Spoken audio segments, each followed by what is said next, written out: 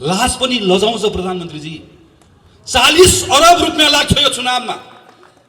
मसँग सुका पनि छैन, मोहर पनि छैन, मेरो खुत्रुके खाली छ भनेर तपाईँ र मलाई खोप लगाउनको लागि प्रधानमन्त्री र मन्त्री माग्ने जस्तो खुत्रुके बोकेर माग्ने, सूचना निकाल्ने, अनि 40 अरब लाग्ने चुनावको भारी हामीलाई बोकाउने। कालो टोपी लगाएर जुलुसमा आउन पाइन्न अहिले जहाँ प्रधानमन्त्री हुनुहुन्छ। प्रधानमन्त्रीको अगाडि कालो लुगा लाएर उभिन पाइन्न। राजा ज्ञानेन्द्रको अगाडि उभिएर आएको हामी एबाट खड्ग प्रसाद ओली होइन, केपी ओली भनेको कीर्ति प्रसाद ओली हो भनेर भन्ने बेला आएको छ। मलाई दुःख लागेको छ, तर भन्नुपर्ने अवस्था आएको छ। प्रधानमन्त्रीले यो तहको कीर्ति गर्छ अदालतसँग गएर, राष्ट्रपतिको कार्यालयमा गएर, अनि म अचम्म पर्छु। प्रधानमन्त्रीको वरिपरि हिँड्ने मानिस हाम्रै नगरपालिकाको पनि हुनुहुन्छ साथीहरू। प्रधानमन्त्रीको वरिपरि तपाईँ भन्नुपर्ने, तपाईँ नाङ्गै हुनुहुन्छ प्रधानमन्त्रीजी भन्नुपर्ने, कुरी कुरी भन्नुपर्ने बेलामा वाह वाह भनेको छ, ताली बजाएको छ, ताली बजाएको छ, उचालेको छ, उकासेको छ, हाँसेको छ, थप्पडी बजाएको छ। अलिकति अप्ठ्यारो लाग्दैन? विवेक छैन? भोलि जवाफ दिनु पर्दैन? राष्ट्रपतिजी, मैले अस्ति पनि भने कार्यक्रममा, प्रथम नागरिक, हाम्रो 12 आमाभन्दा पनि माथि। राष्ट्रपतिको निवास भनेको शीतल निवासको वरिपरि गइसकेपछि श्रद्धाले शिर झुक्नुपर्ने हो। हाम्रो त्यो सद्भाव हुनुपर्ने हो नि। तपाईँ हामी सबैको प्रथम हिजो राष्ट्रपति कुनै पार्टीमा आबद्ध हुन्छ, राष्ट्रपति कुनै व्यक्ति कुनै कोहीसँग नजिक हुन्छ, हिजो काहीँ न काहीँ राजनीतिक पृष्ठभूमिबाट आएको हुन्छ, तर एकपटक त्यो ठाउँमा गएर बसिसके पछाडि, त्यो जिम्मेवारी लिइसके पछाडि त हाम्रो प्रथम नागरिक हो नि। वन्स प्रेसिडेन्ट अलवेज प्रेसिडेन्ट भनेर भन्छ। पूर्व राष्ट्रपति हुँदैन। रामवरण यादव पूर्व राष्ट्रपति होइन, राष्ट्रपति रामवरण यादव। एकपटकको राष्ट्रपति सधैँभरि राष्ट्रपति हुन्छ। अमेरिकामा प्रेसिडेन्ट ओबामा भनेको जस्तै, अमेरिकामा प्रेसिडेन्ट क्लिन्टन भनेको जस्तै हामीले पनि त्यस्तै संस्था निर्माण गर्न खोजेको। तर हेर्नुहोस् त, राष्ट्रपतिको पनि नाम बदलिनु पर्ने अवस्था आयो। मलाई क्षमा गर्नु राष्ट्रपतिजी, दुःख लागेको छ। यो पटक्कै भन्ने मन होइन। बडो सम्मानका साथ तपाईँको नाम लिने इच्छा हो, तर तपाईँको हरकतले हामी भन्न बाध्य भएका छौँ तपाईँ हाम्रो राष्ट्रपति होइन, तपाईँ केपी ओलीको एउटा गुटपति हो। राष्ट्रपति एउटा गुटपतिमा सीमित रहनु भयो। त्यसैले मेरो त तपाईँलाई आग्रह छ, यत्रो धेरै राजनीति गर्ने रहर छ भने छोडिदिनुहोस् न। आउनुहोस् यहाँ तपाईँहरूको कार्यालय छ, यता कतातिर धुम्मराईतिर एउटा अध्यक्षको कुर्सी खाली छ, 2टा अध्यक्ष हुने पार्टी हो, एउटा अध्यक्ष गइहाल्नु, आउनुहोस् बस्नुहोस्, नेपाली कम्युनिस्ट पार्टीको अध्यक्ष हुनुहोस्, चलाउनुहोस्, तपाईँकै पार्टी हो। तपाईँ पार्टी चलाउनलाई, तपाईँको गुट चलाउन त्यत्रो आतुरता छ, तपाईँलाई देश चलाउने जिम्मा भन्दा त्यो महत्त्वपूर्ण, आउनुहोस्। तर तपाईँले सक्नु भएन। तपाईँ हाम्रो राष्ट्रपति हुन सक्नु भएन। प्रधानमन्त्रीले असंवैधानिक कदम चाल्नु भएको छ, तर हामी सच्याएर छाड्छौँ भनेर भन्ने हो। प्रधानमन्त्रीले देशलाई अँध्यारो सुरुङतर्फ धकेल्न खोज्दै हुनुहुन्छ, तर हामी रोकेर छाड्छौँ भन्ने हो। एउटा ठुलो षड्यन्त्र देशमा, ठुलो षड्यन्त्रमा यसलाई हालिसक्यो, अँध्यारो सुरुङमा हालिसक्यो। मैले त सुनिरहेको छु, प्रहरी चलाउने, सेना चलाउने थुप्रै हरकतहरू अरू केही दिनमा गर्न खोजिँदैछ भन्ने कुराहरू सुनिराखिएको छ। यी सब कुराहरूमा हामीले रोक्नुपर्छ। हामीले अहिले बोलेनौँ भने पछि इतिहासले हामीलाई सराप्नेछ। जवाफ दिनुपर्छ। पत्र कहाँ गयो? अदालतमा दर्ता भएको पत्र सरकारले कसरी लिएर गयो? दोषीको हो, दोषीलाई दण्ड दिनुपर्छ। होइन भने यसलाई खालि यताउता पन्छाएर मात्रै चित्त बुझ्दैन श्रीमान, चित्त बुझ्दैन। चित्त हाम्रो बुझ्नुपर्छ।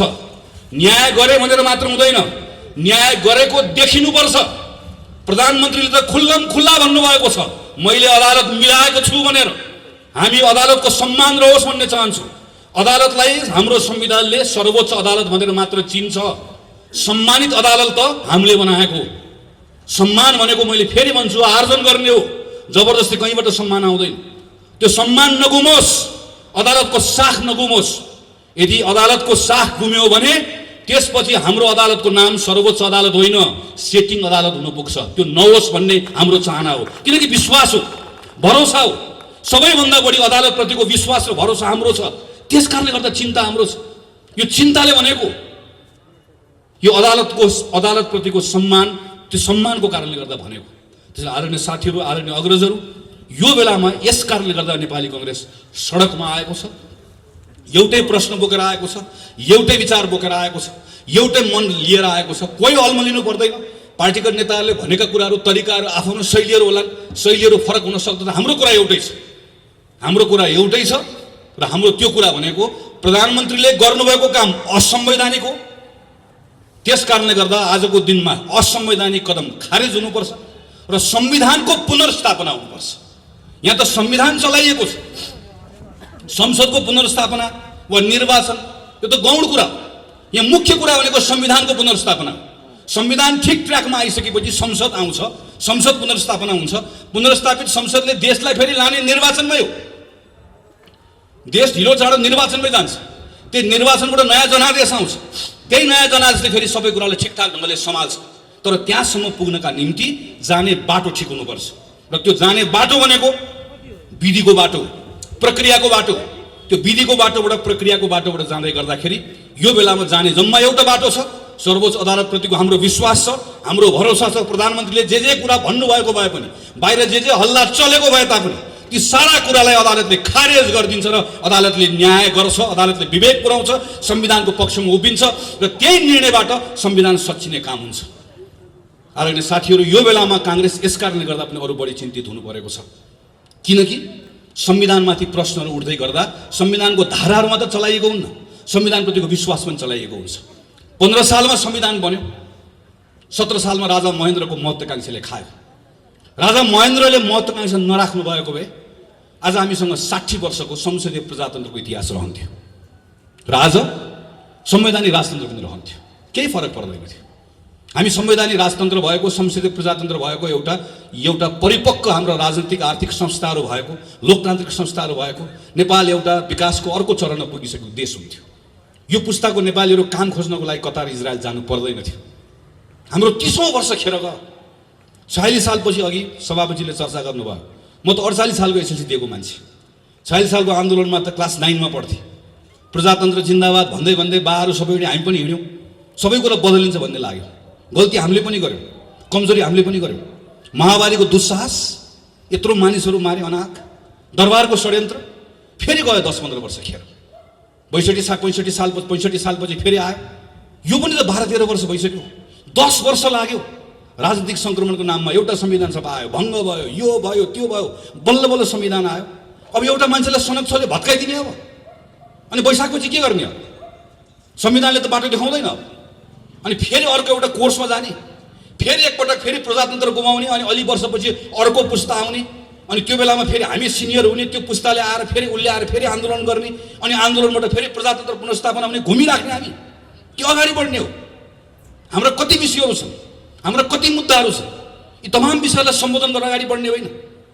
त्यस कारणले गर्दा यो संविधान चलाएको कुरालाई सामान्य रूपमा नलिउँ। म खास गरी तन्नेरी साथीहरूलाई आग्रह गर्छु, जेनेरेसनको कुरा हो यो। मैले देखेको छु मेरो आँखा अगाडि मेरो जेनेरेसन, जसले योभन्दा फरक ढङ्गबाट सायद योगदान पुर्याउन सक्थ्यो होला। गयो नि हाम्रो 15-20 वर्ष, अर्को जेनेरेसनको जान्छ। नेपाललाई यही अवस्थामा राख्ने हो कि अगाडि लिएर जाने हो? मलाई म मात्र होइन, हामी सबै चाहन्छौँ, सायद होइन पक्कै पनि हामी सबै चाहन्छौँ हाम्रो जीवनकालमा हाम्रो देश बदलिएको हेर्न चाहन्छौँ नि। हामी यस्तो परिचय भएको नेपाल चाहन्नौँ नि, यो बदलेको चाहन्छौँ, विकासको अर्को चरणमा पुग्न चाहन्छौँ। यसरी पुगिन्न नि। त्यसैले अहिले जहाँनिर यसलाई रोक्ने प्रयास भएको छ, यसबाट बचाउनुपर्छ। हेर्नुहोस्, जब शासकहरू कमजोर हुन्छन् त्यो बेलामा तिनले जनताको भावनासँग खेल्न थाल्छन्। कोही धर्मको नाममा खेल्छन्। हेर्नुहोस् त कहिलेकाहीँ मान्छे त कोही के भनेर आउँछ, जसले हिजो मौका पाएको बेलामा हाम्रो मन्दिरको मूर्ति छाडेन, उसले तपाईँ र मेरो मन्दिर जोगाउँछु भनेर आउँछ, तपाईँ र मेरो धर्म जोगाउँछु भनेर आउँछ। हाम्रो धर्म यति कमजोर छ, अनि हामीलाई कहिलेकाहीँ लाग्छ हो हाम्रो बा खतरामा पऱ्यो, यसले जोगाइदिन्छ कि? हामीलाई लाग्छ कहिले हाम्रो जात जोगाउँछु भनेर आउँछ, अनि अर्को को आउँछ कहिले देश जोगाउँछु भनेर आउँछ। नक्सा बनाएको बेलामा म सम्झन्छु, जब भारतले एकतर्फी नक्सा बनायो, हामी सब बोल्यौँ, काङ्ग्रेस कम्युनिस्ट सबै बोल्यौँ। म अहिले पनि प्रधानमन्त्रीलाई आरोप लगाउँदिनँ। प्रधानमन्त्रीले तुरुन्तै नक्सा नबनाउँदै गर्दा सायद देशको प्रधानमन्त्रीले हामीले भन्दा फरक ढङ्गले सोच्नुभयो होला। मैले सोच्नु पनि पर्छ। यसलाई हामीले सडकको विषय बनाएनौँ, हामीले उहाँमाथि दबाब दियो, एउटा आधार उहाँलाई दियो, नक्सा बनायो। आज हामी के चाहन्छौँ? नेपालको जोसुकै प्रधानमन्त्री होस्, अब हामी भारतसँग यो विषयका सन्दर्भमा हामी समान सम्बन्धका आधारमा विषयलाई टुङ्ग्याउन चाहन्छौँ। भारतसँग पनि त्यही हो, चीनसँग पनि त्यही हो, अमेरिकासँग पनि त्यही हो।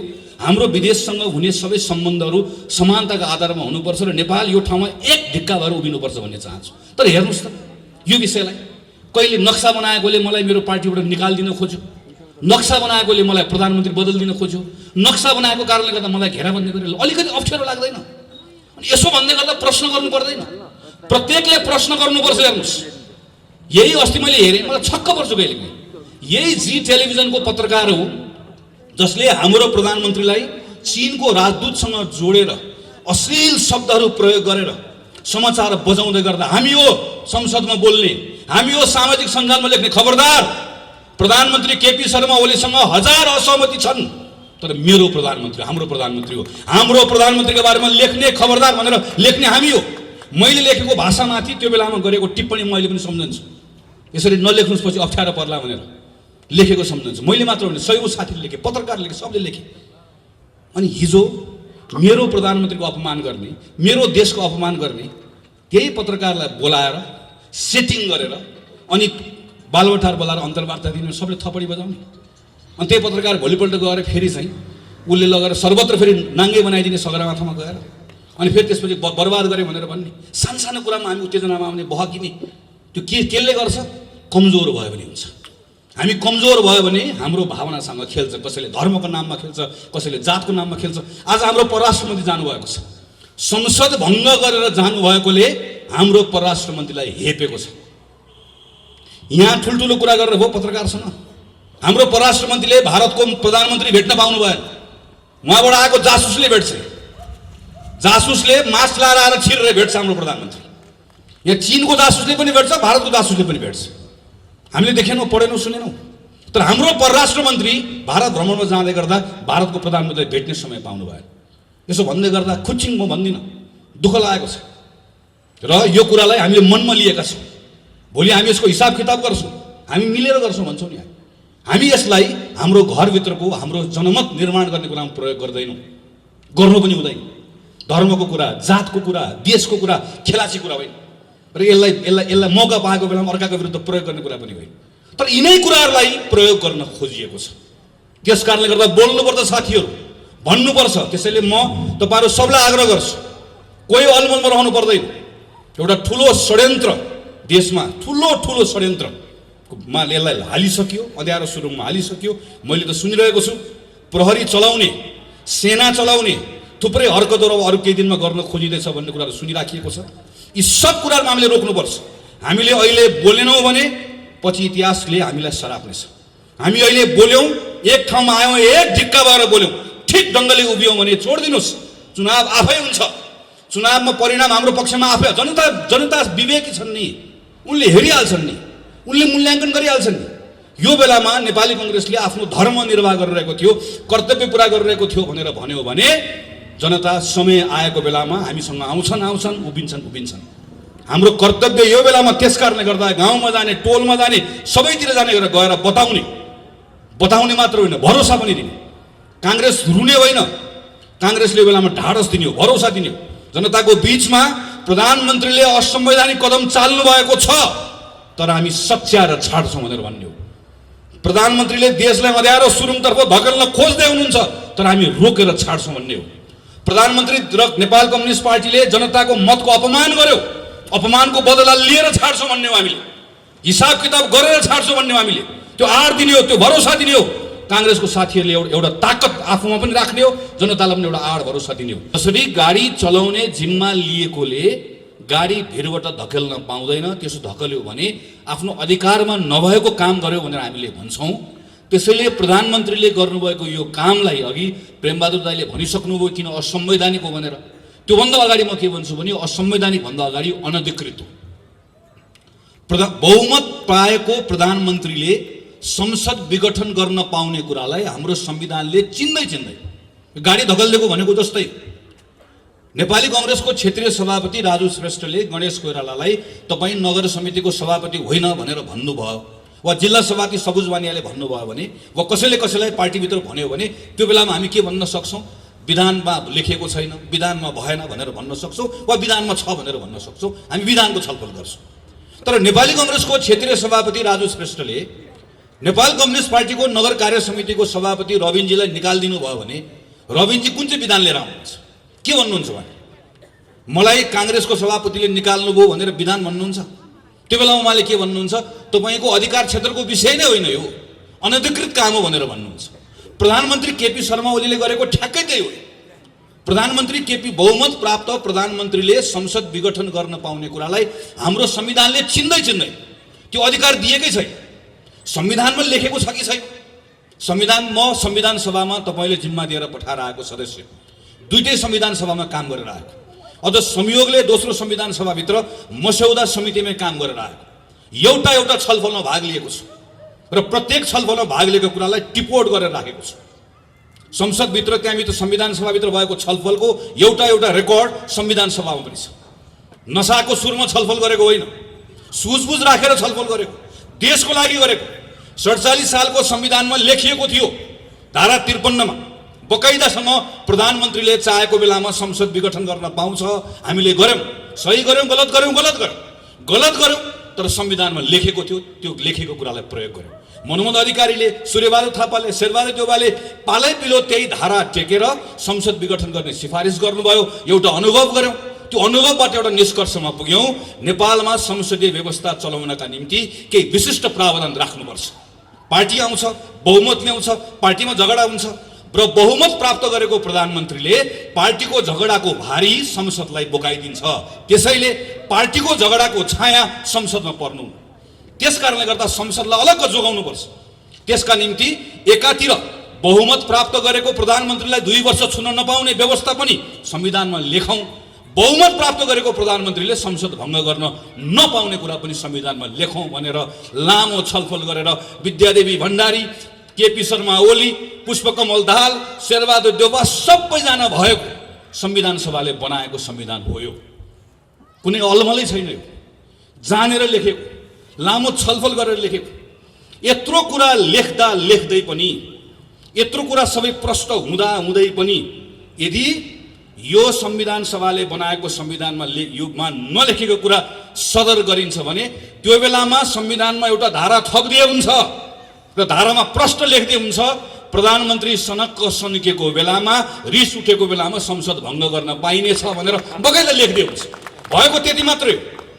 यो अहिले संसद भङ्ग भएको प्रधानमन्त्री सन्किएर मात्र हो। योभन्दा दायाँ बायाँ अरू केही पनि छैन। नपत्ता हेर्नुहोस्, प्रधानमन्त्रीले राष्ट्रपतिलाई दिनुभएको पत्र एकपल्ट पल्टाएर हेर्नुहोस्, के लेख्नु भएको छ? उहाँ भन्नुहुन्छ 2/3 बहुमत नभएकोले, 2/3 बहुमत चाहिने भएकोले यो संसद भङ्ग गरेको छु। लेख्नुभयो के त्यो? 2/3 बहुमत किन रे? मलाई संविधान संशोधन गर्नु परेकोले 2/3 बहुमत चाहियो। म कमरेड केपी ओलीलाई यही मञ्चबाट प्रश्न गर्छु, यही मञ्चबाट मेरो प्रश्न छ, नागरिकको प्रश्न हो, तपाईले बताउनुपर्छ। तपाईले 2/3 बहुमत प्राप्त गर्नुभयो भने संविधानको कुन चाहिँ धारा संशोधन गर्न खोज्नु भएको बताउनुपर्छ। म भन्छु तपाईले कुन चाहिँ धारा संशोधन गर्न खोज्नु भएको।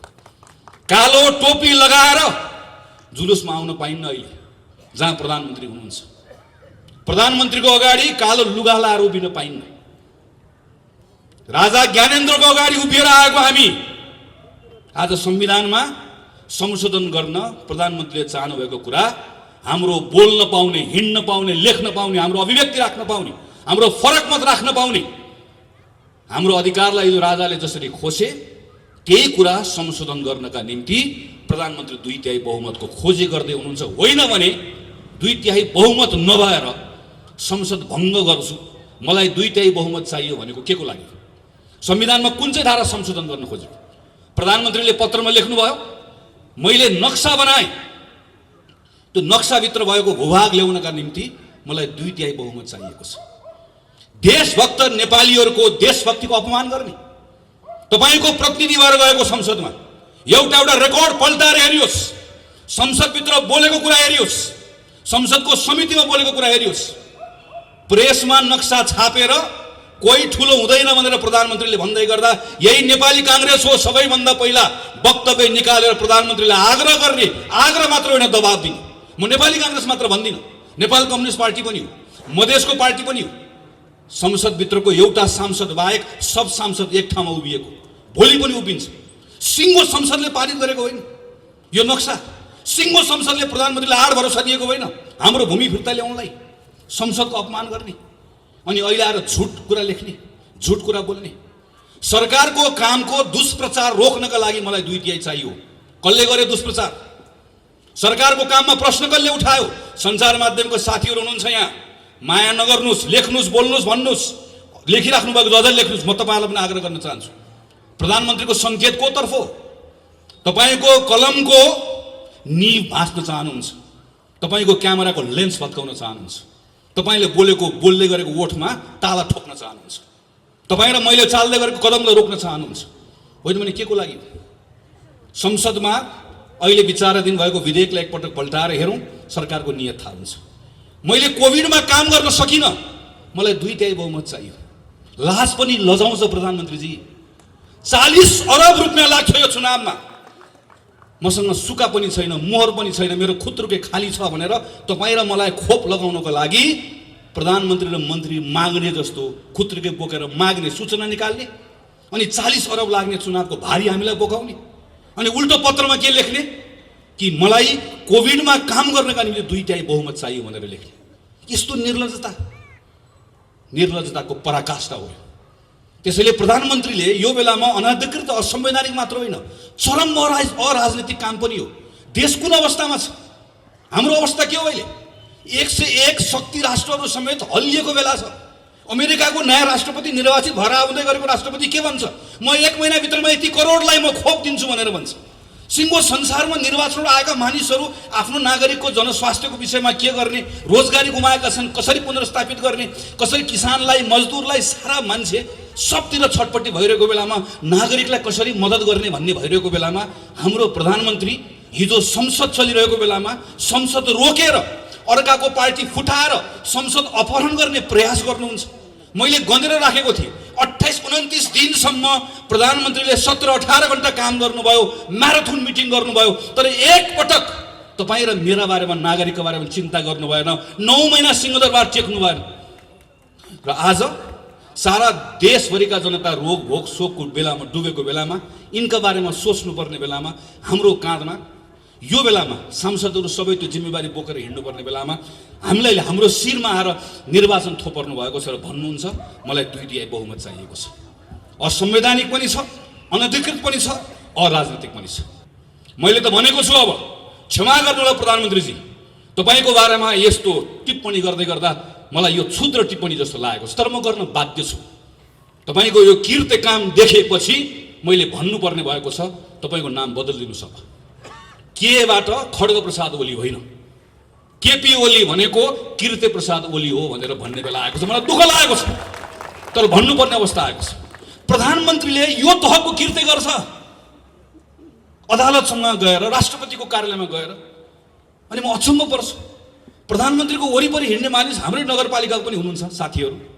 प्रधानमन्त्रीको वरिपरि तपाईँ भन्नुपर्ने, तपाईँ नाङ्गै हुनुहुन्छ प्रधानमन्त्रीजी भन्नुपर्ने, कुरी भन्नुपर्ने बेलामा वाह वाह भनेको छ, ताली बजाएको छ, उचालेको छ, उकासेको छ, हाँसेको छ, थप्पडी बजाएको छ। अलिकति अप्ठ्यारो लाग्दैन? विवेक छैन? भोलि जवाफ दिनु पर्दैन? म आज सुभाष नेमाको सुन्दै थिएँ, मैले कसको नाम बिर्सेर भन्दै हुनुहुन्थ्यो। नाम होइन कमरेड, तपाईँले संविधानै बिर्सनु, तपाईँले आफ्नो जिम्मेवारी नै बिर्सनु भयो, तपाईँले आफ्नो हैसियत नै बिर्सनु भयो। सुभाष नेमाङलाई थोरै पनि अप्ठ्यारो लाग्दैन? अहिले पनि, आज पनि उभिएर, आज पनि कुन चाहिँ हलमा कहाँ गएर बोल्दै हुनुहुन्छ, मैले बाटोमा आएर हेर्दै थिएँ। यो संविधान सम्मत छ भनेर भन्न सक्नुहुन्न, अहिले पनि भन्ने आँट छैन। तर पनि आएर यो बेलामा आएर प्रधानमन्त्रीले गलत गरे पनि भन्न सक्नुहुन्न। यस्तो सबै म यसो हेर्छु वरिपरि बसेको मानिसहरू, प्रधानमन्त्रीको टोली, प्रधानमन्त्री त हुनुभयो, उहाँको केपी ओली र ओलीको टोली। हाम्रो समस्या यहाँ हो। ओली र ओलीको टोली सँगसँगै अर्को ठुलो समस्या भनेको राष्ट्रपति हुनु। राष्ट्रपतिजी, मैले अस्ति पनि भने कार्यक्रममा, प्रथम नागरिक, हाम्रो 12 आमाभन्दा पनि माथि। राष्ट्रपतिको निवास भनेको शीतल निवासको वरिपरि गइसकेपछि श्रद्धाले शिर झुक्नुपर्ने हो। हाम्रो त्यो सद्भाव हुनुपर्ने हो नि। तब हामी सबैको प्रथम हिजो राष्ट्रपति कुनै पार्टीमा आबद्ध हुन्छ, राष्ट्रपति कुनै व्यक्ति कोहीसँग नजिक हुन्छ, हिजो काहीँ न काहीँ राजनीतिक पृष्ठभूमिबाट आएको हुन्छ, तर एकपटक त्यो ठाउँमा गएर बसिसके पछाडि, त्यो जिम्मेवारी लिइसके पछाडि त हाम्रो प्रथम नागरिक हो नि। वन्स प्रेसिडेन्ट अलवेज प्रेसिडेन्ट भनेर भन्छ। पूर्व राष्ट्रपति हुँदैन। रामवरण यादव पूर्व राष्ट्रपति होइन, राष्ट्रपति रामवरण यादव। एकपटकको राष्ट्रपति सधैँभरि राष्ट्रपति हुन्छ। अमेरिकामा प्रेसिडेन्ट ओबामा भनेको जस्तै अमेरिकामा प्रेसिडेन्ट क्लिन्टन भनेको जस्तै हामीले पनि त्यस्तै संस्था निर्माण गर्न खोजेको। तर हेर्नुहोस् त,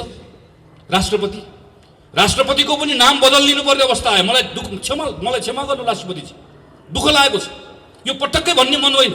बडो सम्मानका साथ तपाईँको नाम लिने इच्छा हो, तर तपाईँको हरकतले हामी भन्न बाध्य भएका छौँ तपाईँ हाम्रो राष्ट्रपति होइन, तपाईँ केपी ओलीको एउटा गुटपति हो। राष्ट्रपति एउटा गुटपतिमा सीमित रहनु भयो। त्यसैले मेरो त तपाईँलाई आग्रह छ, यत्रो धेरै राजनीति गर्ने रहर छ भने छोडिदिनुहोस् न। आउनुहोस् यहाँ तपाईँहरूको कार्यालय छ कतातिर, धुम्मराईतिर एउटा अध्यक्षको कुर्सी खाली छ, 2टा अध्यक्ष हुने पार्टी हो, एउटा अध्यक्ष गइहाल्नु। आउनुहोस्, बस्नुहोस्, नेपाली कम्युनिस्ट पार्टीको अध्यक्ष हुनुहोस्, चलाउनुहोस्, तपाईँकै पार्टी हो। तपाईँ पार्टी चलाउनलाई, तपाईँको गुट चलाउन त्यत्रो आतुरता छ, तपाईँलाई देश चलाउने जिम्मा भन्दा त्यो महत्त्वपूर्ण। आउनुहोस्, तर तपाईँले सक्नु भएन। तपाईँ हाम्रो राष्ट्रपति हुन सक्नु भएन। राष्ट्रपतिले सम्मान आर्जन गर्ने भनेको त, आस्था भनेको त जित्ने हो नि बाबा। जबरजस्ती गरेर मलाई सम्मान नै भने भनिदिन्छु नि, अगाडि त भनिदिउँला। तर आस्था भनेको त यहाँबाट आउँछ, हृदयबाट आउँछ नि। तपाईँले गुमाउनु भयो। जसरी प्रधानमन्त्री केपी शर्मा ओली र उहाँको टोली, यसको सबैभन्दा ठुलो यो संवैधानिक अपराधको, यसको कुको सबैभन्दा ठुलो यसको जिम्मेवार हो, यसको साझेदार राष्ट्रपति हो। यो परिस्थिति निर्माण गर्नेमा राष्ट्रपति उहाँ दोस्रो नम्बरमा बन्नुभएको हो, पहिलो नम्बरमा डाक्टर रामवरण यादव राष्ट्रपति बन्नुभएको हो। यही ललितपुरको बागडोलमा बस्नुहुन्छ सम्माननीय राष्ट्रपति विद्यादेवी भण्डारीज्यू। यो देशको संवैधानिक राष्ट्रपति भएर कस्तो काम गर्नुपर्छ भन्ने कुरा ज्ञान लिनका लागि डाक्टर रामवरण यादवसँग ट्युसन पढ्ने काम गर्नुहोस्। उहाँसँग ट्युसन पढ्यो भने थाहा हुन्छ राष्ट्रपतिले प्रतिकूलतामा के गर्नुपर्छ। डाक्टर रामवरण यादवले राजनीतिक नेताहरू भेट्नु भएन होइन, भेट्नु। संविधान बनाउने बेलामा दलहरूको झगडा भएपछि भेट्नु, चिया खुवाएर भेट्नु, दही चिउरा खुवाएर भेट्नु। केवल यति भन्नु कि म त एउटा संवैधानिक राष्ट्रपति, मेरो कर्तव्य तपाईँहरूलाई मिल्नुहोस् भन्ने छ। उहाँले एउटा समारोहमा चितवनमा उभिएर बोल्दा भन्नुभयो, म 2टा हात जोडेर अपिल गर्छु मेरो देशका नेताहरूलाई कि देश यस्तो अवस्थामा छ, संविधान एक भएर बनाइदिनुहोस्। आज एउटा राष्ट्रपति, त्यो खालको राष्ट्रपति यो देशले बोक्यो। आज अर्को राष्ट्रपति हामीले बोक्यौँ यो ढङ्ग।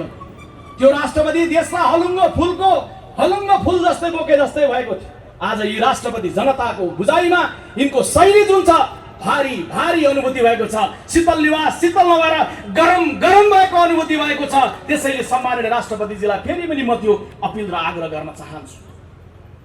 3 वर्ष अगाडिको चुनावमा उहाँहरूले भन्नुभएको थियो कि काङ्ग्रेसले बनाउन सकेन, हामी बनाउँदैछौँ। त्यसैले 7वटा सपना जो भङ्ग भयो, म अब संक्षिप्तमा त्यो 7वटा सपनामा आउँछु र तपाईँहरूबाट बिदा लिन चाहन्छु। दिदीबहिनी दाजुभाइहरू, पहिलो सपना समृद्धिकै भनिएको थियो। लामो व्याख्यामा नजाउँ। काठमाडौँमा बस्नेहरूले पिउनु पर्ने त मेलम्चीकै पानी हो। मलाई लागेको थियो काङ्ग्रेसले 90% काम सकेर टुङ्ग्याएर मेलम्ची छोडेर आएको 10% मात्रै बाँकी छ। कमरेड केपी ओलीले भन्नु होला, आदरणीय दिदीबहिनी दाजुभाइहरू, काङ्ग्रेसले गफ मात्रै गर्यो, मेलम्चीको पानी चाँडै आउँछ काठमाडौँमा, पानी टन्न खानु होला। मेरा विरोधीहरूले दिनमा 3 पटक नुहाए हुन्छ काङ्ग्रेसीहरूले भन्नु होला भन्ने लागेको थियो। तर कमरेडहरूको सरकार बन्यो, सपना समृद्धिको थियो। मेलम्चीमा रहेको इटालियन कम्पनी सिएमसीसँग कमिसन माग्यो, सिएमसीले बाई गरेर छोडेर गयो। मेलम्ची कहिले आउँछ टुङ्गो छैन। कमरेडहरू सडकमा बसेर समृद्धिको सपना अहिले पनि बालुवाटारमा बसेर प्रधानमन्त्रीजी भनिरहनु भएको छ। केरुङबाट रेल आउने कुरो कहाँ पुग्यो? अहिले यो समारोहमा सोध्ने बेला भएको छैन। चुनावमा अझै हामीले धेरै फाइलहरू खोलेर सोध्न बाँकी नै छ। प्याट्ट गर्दाखेरि चुलामा ग्यास आउँछ, कहाँ आइपुग्यो पाइप? अहिले सोध्ने बेला भएको छैन। चुनावको बेलामा फाइलहरू खोल्न बाँकी नै छ। तर यति मात्रै चाहिँ भनिरहन्छु दिदीबहिनी दाजुभाइहरू, कमरेड केपी ओली कम्युनिस्ट नेता भए पनि मेरो पनि नेता हो। कुन अर्थमा? मेरो देशको प्रधानमन्त्री भएको अर्थमा। मेरो पार्टीको नेता होइन होला, तर मेरो देशको प्रधानमन्त्री, तपाईँको देशको प्रधानमन्त्री, हामी सबैको प्रधानमन्त्री त प्रधानमन्त्री हो। हाम्रो देशको प्रधानमन्त्रीलाई के काम गर्ने अनुकूल वातावरण थिएन?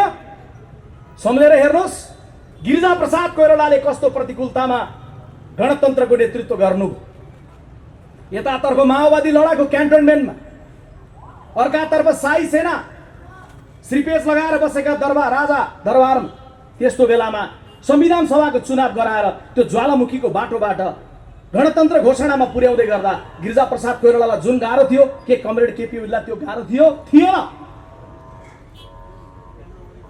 सुशील कोइरालाले 4 वटा कम्युनिस्ट प्रधानमन्त्रीको नेतृत्वमा संविधान नबनेको बेलामा दोस्रो संविधान सभापछि नेतृत्व गरेर यता प्रचण्डलाई बाउडिने गरेका प्रचण्डलाई उता कमरेड केपी ओली गाँसेर संविधान जारी गर्दै गर्दा जस्तो प्रतिकूलता थियो कमरेड केपी ओलीका सामुन्ने थिएन। संविधान बनेपछि कतै मैनबत्ती बल्यो, संविधान बनेपछि कतै टायर बल्यो, मधेसमा आगो लाग्यो, मधेसमा विद्रोह भयो, 50 जति मानिसहरूको मृत्यु भयो। कमरेड केपी ओली 70 को मलेटमा भाषण गर्न जाँदा यस्तै सभा सकिएपछि 4 जना युवकहरू गोली लागेर मर्नुपर्ने अवस्था आयो। त्यो मधेसमा आगो लागेको बेलामा शेरबहादुर देउवाले मुलुकको प्रधानमन्त्री भएर मधेस र पहाड सबैलाई समन्वय गराएर 3 तहको चुनाव गराए जस्तो के कमरेड केपी ओलीका सामुन्ने त्यो प्रकारको उकालो, त्यो प्रकारको अप्ठ्यारो थियो? थिएन। उहाँका सामुन्ने हाइवेमा आएको थियो, मुलुक शान्ति भएको, संविधान बनेको, 3 तहको चुनाव भएको, वडासम्म वडा सरकारहरू बनेको, योभन्दा सुन्दर इतिहासको दिन आदरणीय दिदीबहिनी दाजुभाइ के हुन सक्थ्यो होला? यस्तो अवसर कसले पायो होला? त्यसैले एमाले र माओवादीको युवक टाढा रहेकाले फेरि पनि सम्झिदिनुहोस् त, विश्वप्रकाश काङ्ग्रेसको प्रवक्ता हो, काङ्ग्रेसको कुरा गर्दैछ, नसोच्नुहोस्। यो कुरा काङ्ग्रेसको कुरा होइन, यो कुरा देशको कुरा हो। देशले एउटा बाटो पाएको थियो, तर के गरिदिनु, कुन अवस्थामा पुर्याइदिनु? त्यसैले समृद्धिको सपना त्यो ढङ्गले उहाँले दुर्घटनामा पुर्याउनु।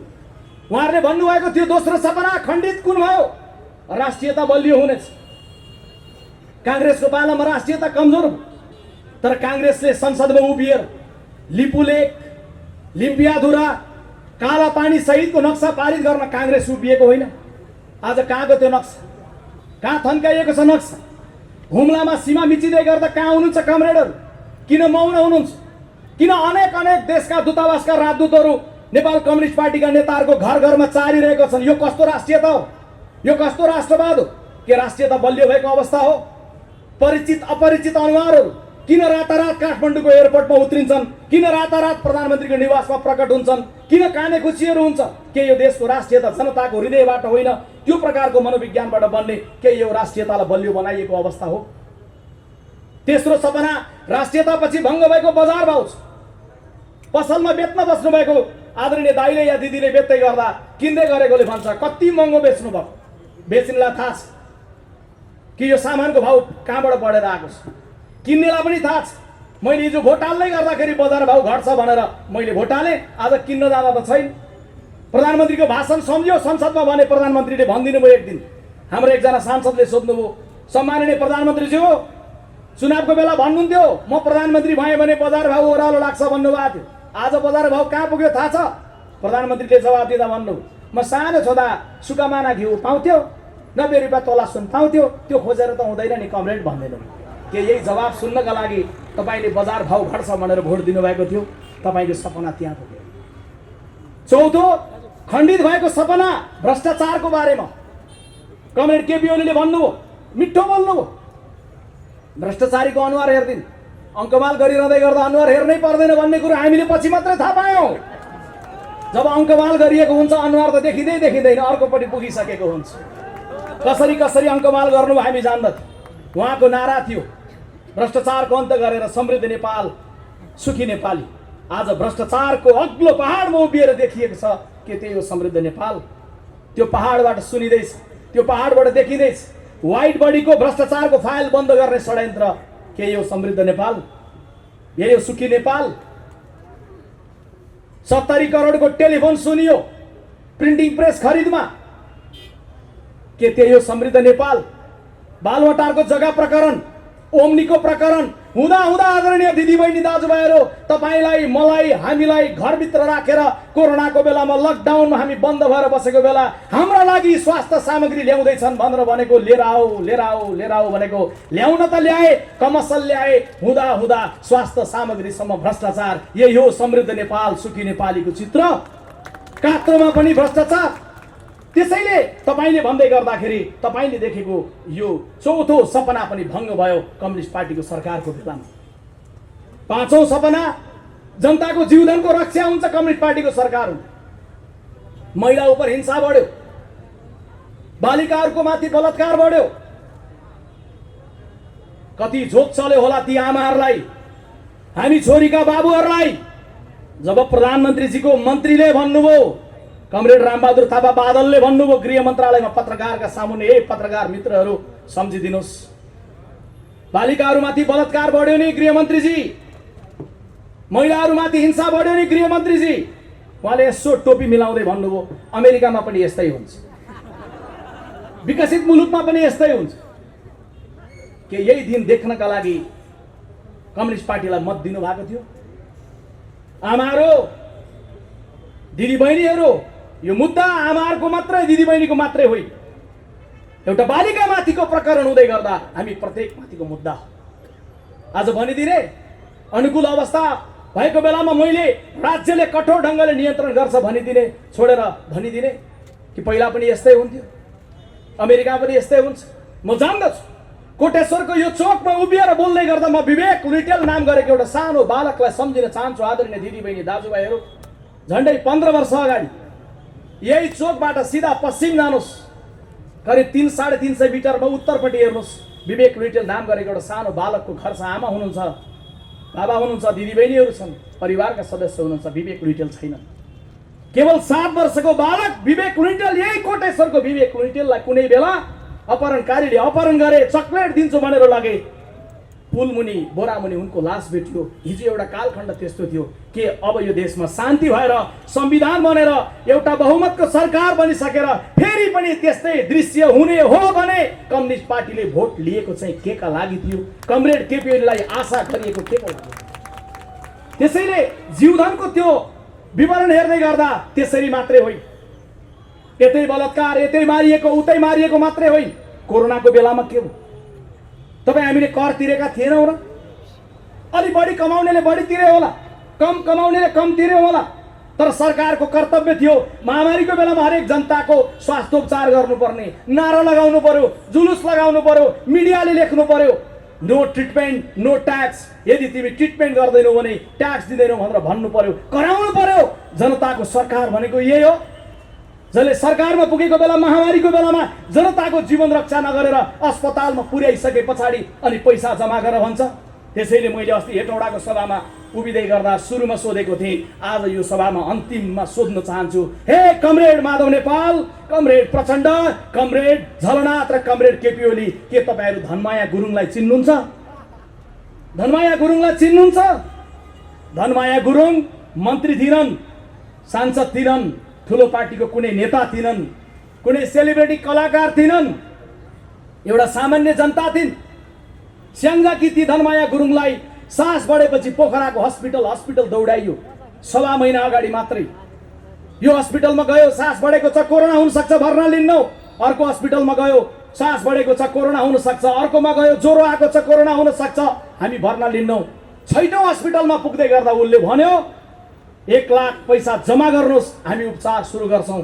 पैसा अहिले छैन, बिहान ल्याउँछौँ भन्दै गर्दाखेरि सर्वहाराको सत्ता भएको यो देशमा कसैको पनि विवेकले सुनेन। पैसा खोज्न परिवारजन गए, ट्याक्सीमा उनको मृत्यु भयो। धनमाया गुरुङको कमरेडहरू क्लियर हुनु होला, उनी कुनै पार्टीको पोलिट ब्युरो सदस्य थिएनन्, मन्त्री थिएनन्, अलग कुरा हो, तर यो देशको प्रधानमन्त्री बनाउनलाई मत दिन सक्ने सार्वभौम सत्ता सम्पन्न जनता थिइन् धनमाया गुरुङ। उनको मृत्यु किन भयो आज कमरेडहरूले भन्नुपर्छ। किन मरे छटपटाउँदै त्यो मधेसको युवा राजु सदा जनकपुरको अस्पतालमा? कमरेडहरूले भन्नुपर्छ। एउटा केपी ओलीले मात्रै जवाब दिने होइन, प्रचण्डले, माधव नेपालले, झलनाथले, हरेकले जवाब दिनुपर्छ। माओवादीको कार्यकर्तालाई म दोष लगाउँदिन, एमालेको कार्यकर्तालाई दोष लगाउँदिन, तर तपाईँलाई पनि भन्छु, तपाईँले पनि फर्केर सत्तातिर फर्केर सोध्नुपर्छ किन उनको त्यो ढङ्गले मृत्यु भयो भनेर सोध्नुपर्छ। सूर्यबहादुर तामाङ कीर्तिपुरको सडकमा किन मरे? भनिएको होइन जनताको जीवधनको रक्षा गर्छौँ, भोकले कोही मर्नु पर्दैन। कीर्तिपुरको सडकमा मर्दै गर्दा आदरणीय दिदीबहिनी दाजुभाइहरू, बिहानी पख लास भेटिँदै गर्दा आजभन्दा 4 महिना अगाडि कीर्तिपुरको सडकमा सूर्यबहादुर तामाङ नाम गरेको एउटा अधभैँसे दाजुको हातमा केवल 1 थान नाम्लो मात्रै थियो, भारी बोकेर खाने नाम्लो मात्रै उनको हातमा थियो। उनको मृत्यु भयो। अनि तपाईँ भन्नुहुन्छ, लेख्नुहुन्छ यो देशमा सर्वहाराको सत्ता छ। सूर्यबहादुर तामाङको नाम्लो नचिन्ने, सूर्यबहादुर तामाङको भोक नचिन्ने, सूर्यबहादुर तामाङको पेट नचिन्ने, सूर्यबहादुर तामाङको जिन्दगी नचिन्ने सत्ता अनि भन्दै गर्दाखेरि सर्वहाराको सत्ता। त्यसैले अहिले आउँदै गर्दाखेरि भङ्ग हुँदै गर्दा केवल मात्रै संसद भङ्ग भएको छैन, कम्युनिस्ट पार्टीले हिजो देखाएको जनतालाई देखिएको यी सबै सपनाहरू भङ्ग भएको छ भन्ने मलाई लाग्छ। अन्तिममा दुईटा सपना भङ्ग भए, यो सँगसँगै यो जीवनसँग सम्बन्धित सपना भए। त्यसपछि भङ्ग भएको सपना लोकतन्त्र बलियो बन्छ भन्ने, शक्ति प्रधानमन्त्रीको कार्यालयमा थुपार्ने, जो लोकतन्त्र बलियो हुने, अनेकौं विधेयक लिएर आउने संविधान विपरीत लोकतन्त्र बलियो हुने। व्यवहारिक रूपमा हेरौँ, कोरोनाको बेलामा यही कोटेश्वरको बाटोबाट हजारौं श्रमिकहरू पैदल हिँड्दै हिँड्दै गाउँ गए, के लोकतन्त्र थियो? लोकतन्त्र भनेको जनताले घाममा लाम लागेर भोट हाल, त्यो मात्रै लोकतन्त्र होइन। लोकतन्त्र भनेको जनताको बहुमतको सरकार बन्छ, त्यसले कहाँ राम्रो काम गरेन भने अर्को आउँछ, त्यो मात्रै होइन। लोकतन्त्र भनेको यसरी बोल्न पाइन्छ, त्यो मात्रै होइन। लोकतन्त्र भनेको 1 लाख मान्छेले जुलुस निकाल्न पाए, त्यसकारण मेरो देशमा लोकतन्त्र छ, त्यो लोकतन्त्र होइन। लोकतन्त्र त्यो हो जब 1 लाख मान्छे होइन, केवल एउटा अदना नागरिक माइतीघर मण्डलमा प्ले कार्ड लिएर उभिन्छ, सरकार मलाई अन्याय भयो, मलाई न्याय चाहियो भन्दा राज्यले सुन्छ भने त्यो लोकतन्त्र हो। एउटा श्रमिक कोरोनाको बेलामा सारा काम बन्द छ, ठप्प छ, मलाई एक साँझको खाना देऊ भन्दै गर्दा खाना उपलब्ध गराउँछ भने त्यो लोकतन्त्र हो। अरे हजारौं श्रमिकहरू पैदल पैदल, गर्भवती महिलाहरू, सानो बच्चा चेपेर बाबुआमाहरू हिँडेको दृश्य सम्झिनुस् त, के त्यही हो लोकतन्त्र? कम्युनिस्ट शासनले हामीलाई दिएको लोकतन्त्र बलियो भएको हो। तिनको हृदय सम्झौँ त, हामी बिर्सिन्छौँ है, चाँडै बिर्सिन्छौँ। तपाईँ बिर्सिनुहुन्छ, खबरदार नेपाली दिदीबहिनी दाजुभाइहरू नबिर्सिनु होला। कसरी कसरी तपाईँ पैदल पैदल हिँड्दै हजारौं किलोमिटर हिँडेर गाउँ फर्केर जानुभएको थियो, तपाईँले नबिर्सिनु होला। राहतसम्म उपलब्ध नगराएर पठाएको नबिर्सिनु होला। नबिर्सिनु होला है, खाडीबाट लाइभ हेर्दै हुनुहुन्छ यदि काङ्ग्रेसको प्रवक्तालाई भने नबिर्सिनु होला। खाडीको मुलुकमा साउदी, कतार, मलेसिया, दुबईबाट तपाईले पठाएको रेमिटेन्स खन खन गनेर यो देशलाई समृद्धितर्फ लिएर जान चाहने हामी, अनि जब तपाईँ बेरोजगार बन्नुभयो खाडीको मुलुकमा देश फर्काइदियो भनेर गुहार गर्दै गर्दा प्लेन नपठाउने हामी, हाम्रो देश, हाम्रो सरकार, यो कम्युनिस्ट पार्टी, अनि जब प्लेन पठाउने भयो नि, महँगो टिकट तपाईलाई भिडायो, तपाईलाई फर्केर आऊ तिमी आफै महँगो टिकटमा भन्यो। यही हो लोकतान्त्रिक प्रणाली कम्युनिस्टहरूको शासनमा हामीले भोगेको। त्यसैले मैले तपाईहरुलाई अन्तिममा आग्रह गर्न चाहन्छु दिदीबहिनी दाजुभाइहरू, यसमा अन्तिममा यो लोकतन्त्र पछिको अन्तिम कुरा भनेको केवल स्थिरताको हो। भङ्ग भयो सपना स्थिरता।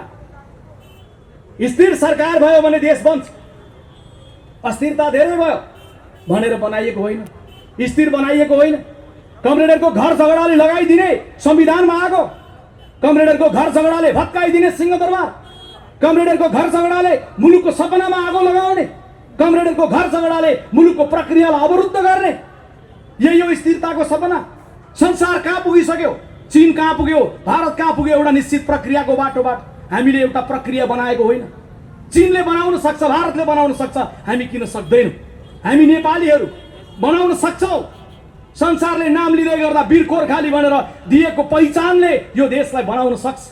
संसारले बिउजिँदै गर्दा बिहान बुद्धलाई ढोक्दै बिउजिने संसारले बुद्धको देश बनेको सुन्न सक्छ। संसारमा मान्छे मरिसके पछाडि मरेको मान्छेको मुटु जिउँदोमा ट्रान्सप्लान्ट गर्दै गर्दा अस्ट्रेलियाको अस्पतालमा भयो होला, तर ट्रान्सप्लान्ट गर्ने डाक्टर कुमुद धिताल एउटा नेपाली आमाको छोरा थिए। मरेको मान्छेको मुटु जिउँदोमा ट्रान्सप्लान्ट गर्दै गर्दा यो देशमा नवीन राष्ट्रभक्ति र देशको समुन्नतिको सपना जागृत गर्न सकिन्छ, नसकिने भन्ने कुरो छैन। तर